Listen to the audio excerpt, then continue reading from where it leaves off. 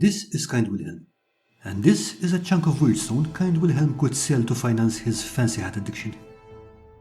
The problem is that to get to the weirdstone, Wilhelm would need to climb all the way up there, which would eat up a turn.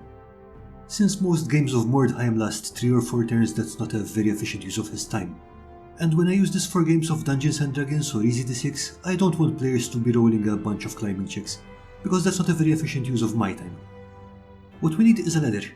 Luckily, they're super easy to craft.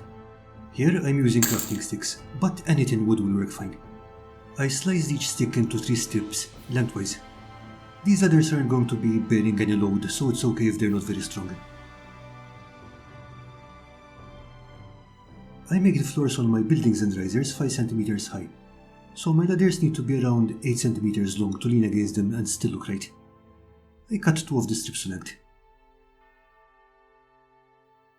These ladders were made by mercenaries and looters looking for a quick buck, not professional carpenters, so I roughed up the strips to make them look like they were crudely hacked out of a piece of timber.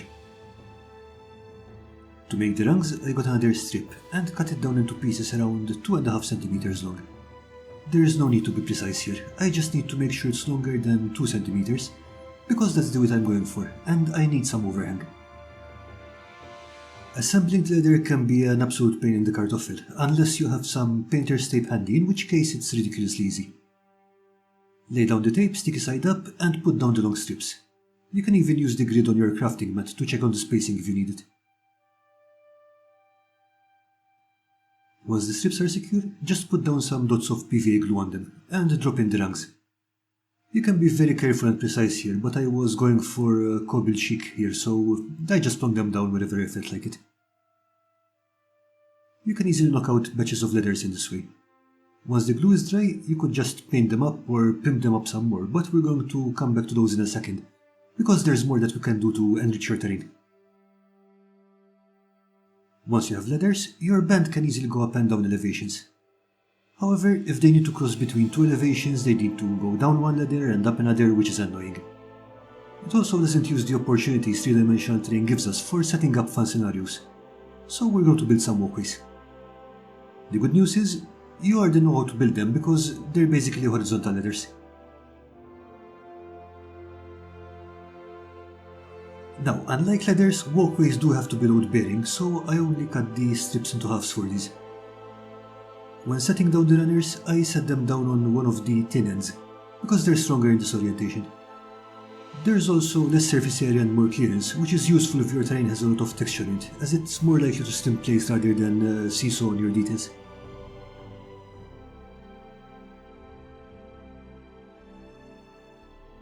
I made the sleepers wider and closer together, so it's easier to balance miniatures on them.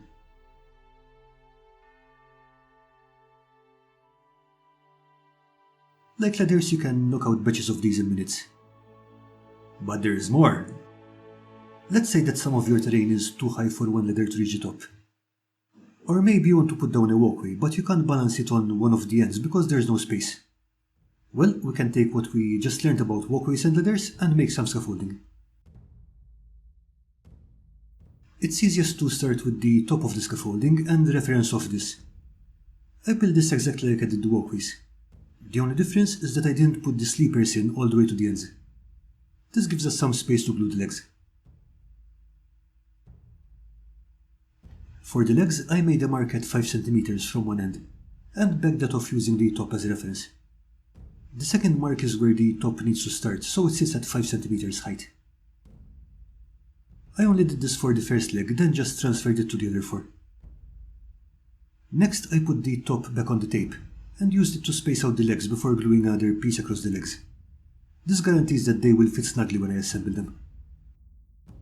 Once they're set, you can peel everything off the tape and glue them together.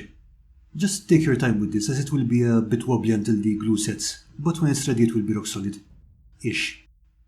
I wouldn't trust this to pass a health and safety inspection. Now we're safe from your itinerant band of kleptomaniacs, but before you run off and paint your new pieces, let's see if we can add some more detail to them. I like the look of frameworks that have been lashed together with rope, so let's add some to our letters. You could use string for this, but it can be a bit of a nightmare to work with as it's relatively thick and frays easily. Instead, I went for some synthetic fishing braid. Because it's made of nylon, you can cauterize the ends so it doesn't fray. Just make sure you don't light it on fire. To make the wrap, I started with a short length of braid and made a loop, which I taped down out of the way. Then I taped down one end and worked the other end around the point where the sticks cross. Going twice diagonally one way and then twice the other way works well. Just make sure you don't tighten the braid too much here, because what we're going to do next is feed the loose end through the loop and remove the tape.